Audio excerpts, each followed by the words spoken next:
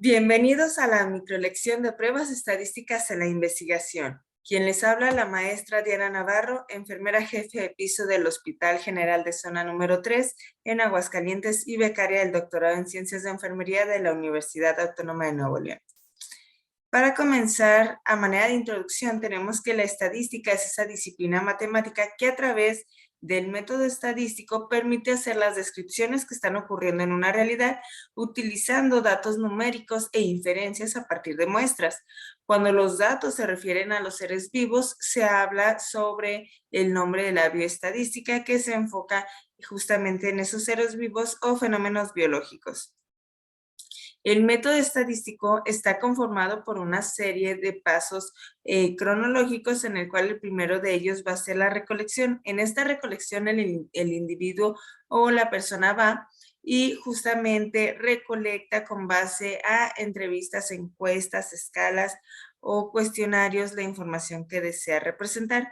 Posteriormente regresa y se realiza el recuento de esa información obteniéndose como la distribución de frecuencias sobre algunas preguntas o respuestas que fueron contestadas. Posteriormente, el investigador elige cómo quiere presentar esos datos, ya sea a partir de gráficos, específicamente como algunos de sector, algunos histogramas, algún gráfico de barras, diferencia de medias, gráfico o blogspot, que son las cajas y bigotes, entre algunos otros. Posteriormente que el investigador presenta esa información, realiza la síntesis. Esa síntesis solamente hay que resaltar lo que está predominando más o aquellos que están valores por debajo de lo esperado. Y finalmente, y el punto más importante es, una vez que está sintetizada esa información, cómo es que el investigador la está analizando y cuál es la interpretación sobre esos resultados. En este sentido, la estadística, una vez que pasa por esas 5 etapas o pasos, se va a dividir en 2 grandes grupos. La primera de ellas es la estadística de tipo descriptivo y la segunda es la estadística inferencial. En la primera de ellas, esta estadística utiliza métodos numéricos y gráficos para sintetizar la descripción de ese fenómeno, y en el inferencial se van a utilizar métodos específicamente estadísticos de prueba o algunas pruebas estadísticas para poder inferir el fenómeno. En la estadística descriptiva, algunas pruebas o estadísticos que vamos a estar mencionando, por alguno de ellos va a ser la distribución de frecuencias. Esta distribución de frecuencias se clasifica a su vez en frecuencias absolutas, que es el número como tal, el nulo, la frecuencia acumulada, las frecuencias relativas o mejor conocidas como los porcentajes y la frecuencia relativa acumulada. En cuanto a las medidas de tendencia central, podemos clasificarlas en aquella que es media aritmética o bien conocida como el promedio, la mediana y la moda. En cuanto a las medidas de dispersión, contamos con la desviación estándar, que es de la más frecuentemente empleada, la varianza, que se recomienda emplear una u otra, dado que la desviación estándar y la varianza, una corresponde a la elevación al cuadrado y la otra a la raíz cuadrada, el rango intercuartílico, el coeficiente de variación empleado cuando son unidades de medida diferentes y el error estándar de la media. Como vemos aquí en la figura, estamos representando los cuartiles y los rangos intercuartílicos que se pueden presentar entre ellos. Y a su vez, esta puede visualizarse con medidas de posición. En la primera de ellas, los cuartiles Q1, Q2 y Q3, en el cual cada uno representa el 25% de los datos que pueden obtenerse, los deciles o los percentiles. Cabe hacer mención que tanto el Q2, el D5 y el P50 son sinónimos justamente de la mediana, por su posición.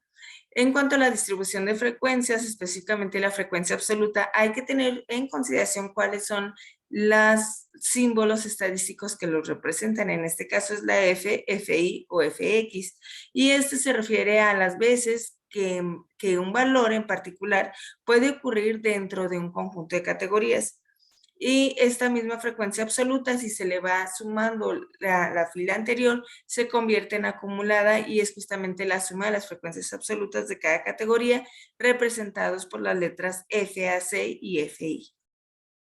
En cuanto a la frecuencia relativa, recuerda que es el coeficiente entre la frecuencia absoluta y la frecuencia total, y esa frecuencia tiende a convertirse en el porcentaje y puede ser representado por la letra FR o HI minúsculas. Y en cuanto a la frecuencia relativa acumulada, pues se va sumando justamente la fila anterior y esto es el porcentaje de lo que se va acumulando en cada categoría y se puede ser representado por las letras FACR o HI. En cuanto a las medidas de tendencia central, recuerda que te permiten mostrar los valores medios o centrales de una distribución de datos a partir de un solo valor y por lo tanto resumir esa información. Específicamente la media aritmética, recuerda que es un valor que está ubicada en medio de un conjunto de datos y que es representativo al total. Se aplica a variables cuantitativas, sin embargo hay que tener consideraciones dado que es sensible a valores extremos y es necesario que sea empleada cuando los datos cuentan con distribución simétrica normal. Caso contrario, habría que tomarse la mediana. Esta mediana es el valor que ocupa el punto medio de la serie y el 50% de las observaciones se encuentran por encima y el otro 50% restante por debajo. Esta tiene alguna ventaja que no es sensible a los valores extremos ni a la simetría de los datos. Y si se hace de manera manual, se tendría que acomodar la serie de datos de menor a mayor y identificar si esa lista de números es par o impar para poder ser empleada estas fórmulas. Y es representado por la mu y la d. En cuanto a la moda, es el valor que se observa con mayor frecuencia en una frecuencia en la serie y es simbolizado por la mu y la o. Dentro de su clasificación podemos tener unimodal, es decir, que solamente un valor sea el que más veces se repite, bimodal que sean dos valores o multimodal que sean varios, o amodal en el cual las frecuencias se ven solamente con un solo dato. En cuanto a las medidas de dispersión, cabe hacer mención que la desviación estándar es una de las más empleadas. Se emplean variables numéricas de tipo simétrico e identifica cuánto se desvía en promedio respecto a la media aritmética en un conjunto de datos. Esto es denotado por la letra sigma y la letra S. La letra sigma para la población y la letra S para la muestra.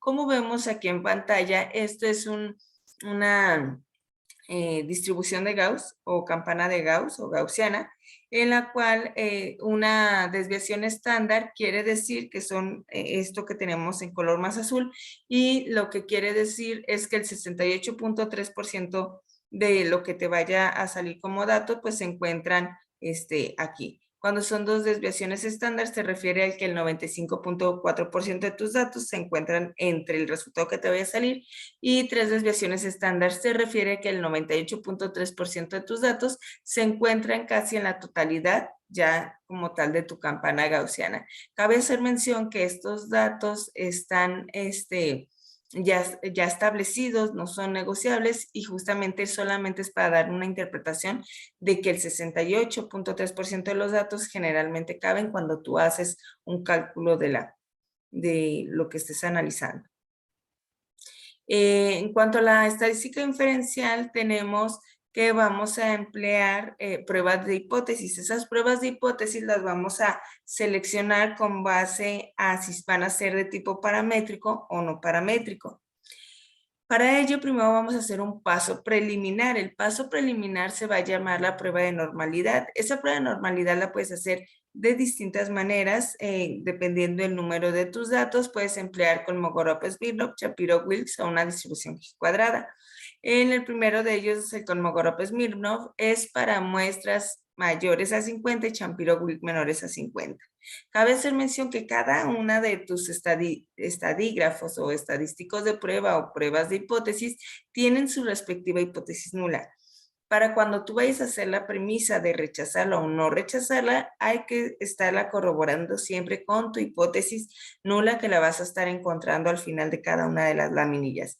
En este caso, esta prueba de normalidad permite conocer si las observaciones se extraen de poblaciones distribuidas asimétricamente o simétricamente. y que puedan ser entonces empleadas pruebas de tipo paramétrico o no paramétrico. Si la distribución es simétrica, es decir, que tengan una distribución normal, se utilizarán pruebas de tipo paramétrico y caso contrario, pruebas no paramétricas. Lo que se pretendía es que cuando te salen resultados, nuestros valores estén simétricos o ubicados en un punto medio y que no tenga una asimetría negativa en la que los datos están cargados hacia la izquierda o una asimetría positiva en la cual los datos están cargados hacia la derecha. Para esta prueba, la hipótesis nula menciona que los universos poblacionales tienden a una distribución normal. Más adelante lo estaremos viendo con el paquete estadístico SPSS, en el cual será una demostración sobre la ruta. Posteriormente, una vez que te sale que los datos tienen una distribución normal, vamos a estar empleando estadísticos de prueba de tipo paramétricos. Dentro de ellos vamos a emplear la correlación de Pearson o R de Pearson. Esta prueba es utilizada para medir la correlación entre dos variables de tipo cuantitativo. Esa R de Pearson va desde +1 hasta -1. Imagina como una línea que está justamente en estos valores y que justamente pasa por el 0, el cual correspondería a una ausencia de correlación. Si te sale algo cercano a +1 o -1, se está hablando de una correlación casi perfecta, pero lo que te quiere decir la prueba es que sí están relacionados. Si pasa o justamente sin un valor de 0, pues hay ausencia de relación. Esto quiere decir que los cambios presentes, si tú lo pones tus datos como en un plano cartesiano, esto quiere decir que los cambios presentes en los y son proporcionados a las abscisas de las x. Para esta prueba, tu hipótesis nula menciona que los datos no tienen relación o que la relación, si existiera, se debe al azar o que los datos son de independencia. Cualquiera de estos tres tipos de sinónimos lo podrás emplear. Entonces, esta prueba lo primero que vas a determinar es si se relacionan. Una vez que se relacionan, hay que ver la dirección, en la dirección de tu valor, es decir, si es positivo o negativo. Positivo quiere decir que las dos variables que estás relacionando, imagina calidad de vida en el trabajo y el síndrome de Burnout, si los dos fueran positivos, quiere decir que a medida que una variable sube, la otra también sube o baja y la otra también baja. Sin embargo, cuando tenemos signos negativos, es como si fuese un sub y baja, en la cual una variable a medida que sube, la otra tiende a bajar y viceversa. Ya una vez que identificas si se relacionan, en segunda intención, la direccionalidad, en tercera intención te vas a ir hacia la fuerza de la relación. Existen diferentes literaturas en las cuales esas fuerzas de asociación van a estar clasificados con base a los datos que te salgan que en esa línea imaginaria que va desde +1 hasta -1. En este sentido, esta que te coloco aquí, quiere decir que si tu valor va de 0.00 a 0.10, se habla sobre una correlación nula. Si va hasta 0.30, hablamos de una correlación cuya fuerza es débil. Hasta el 0.50, una correlación moderada. Y si va o es mayor de 0.60 hasta el 1, se habla de una correlación fuerte. Entonces recuerda, 3 pasos importantes. Primero, que identifique si existe relación. Segundo, la direccionalidad, si es positivo o negativo. Y tercero, la fuerza de asociación. Otro de los estadígrafos de prueba de tipo paramétrico es la T de Student para muestras relacionadas. Esta la empleas cuando quieres medir justamente promedios de un antes y un después en un mismo grupo, o bien conocidos como las pruebas pretest y posttest. Para esta prueba estadística, la hipótesis nula menciona que no existe diferencia entre los promedios obtenidos entre el antes y el después.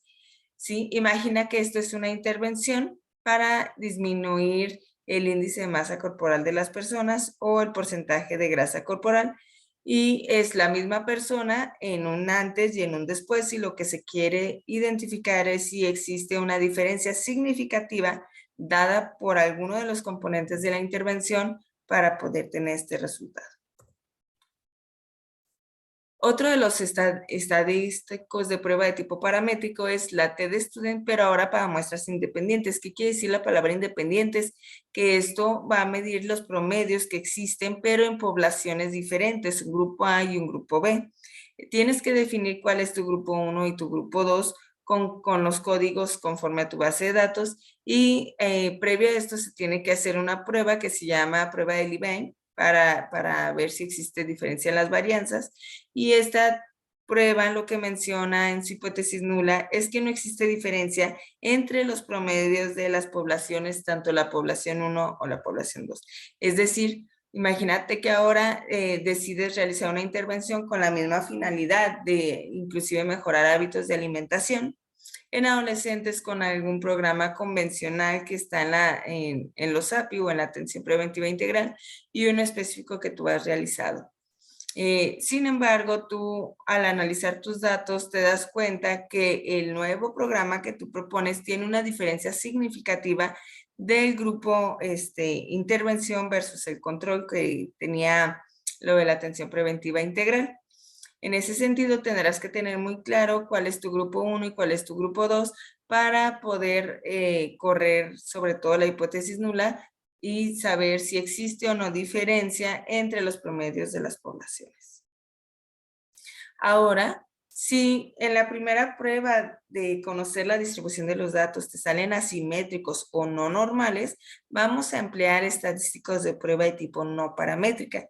Una de ellas es la G cuadrada de independencia o de Pearson.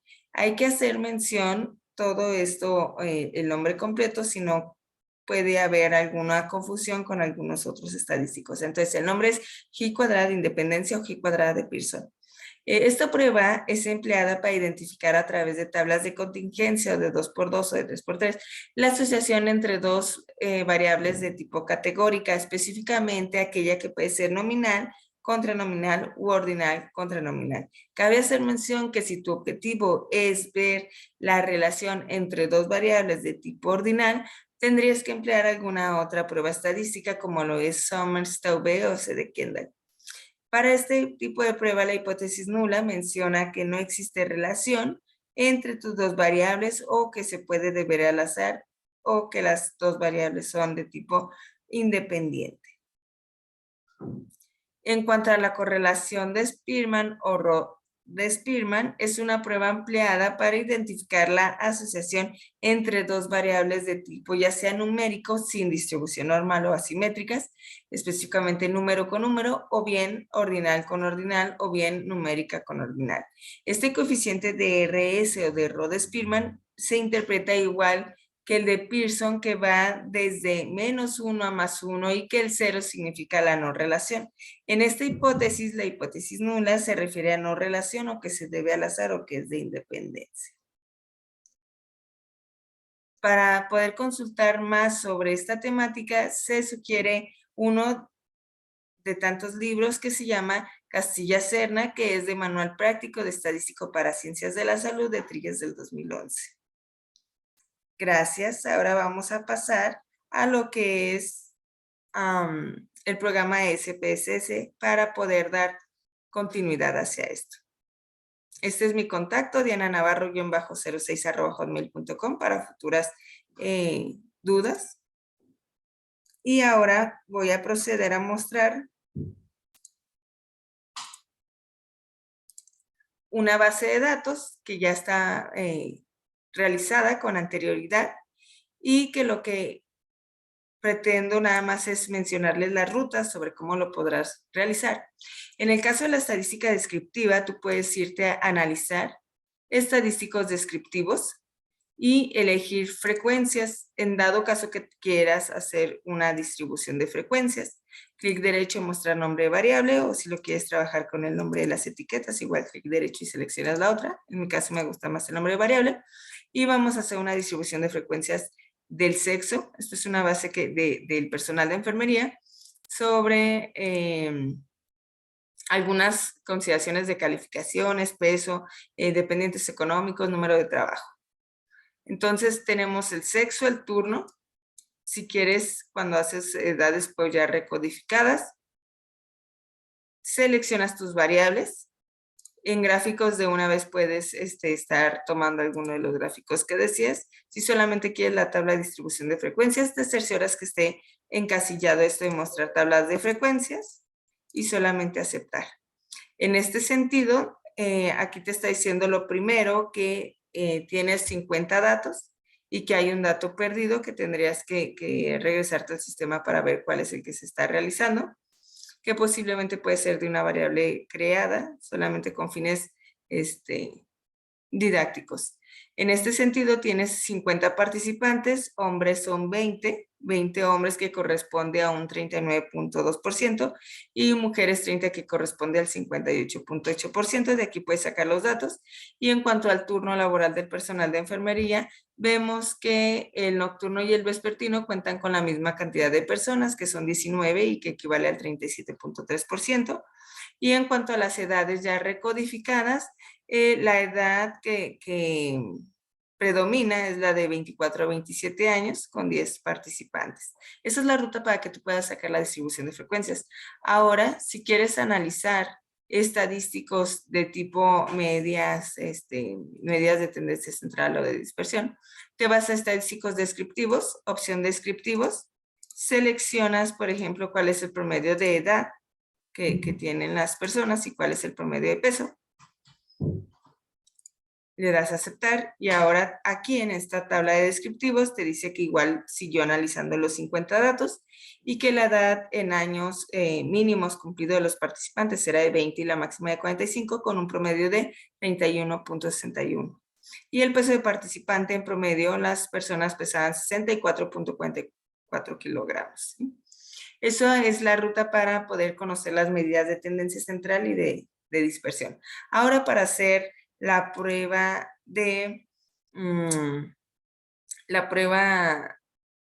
para conocer la simetría o asimetría de los datos, te vas a analizar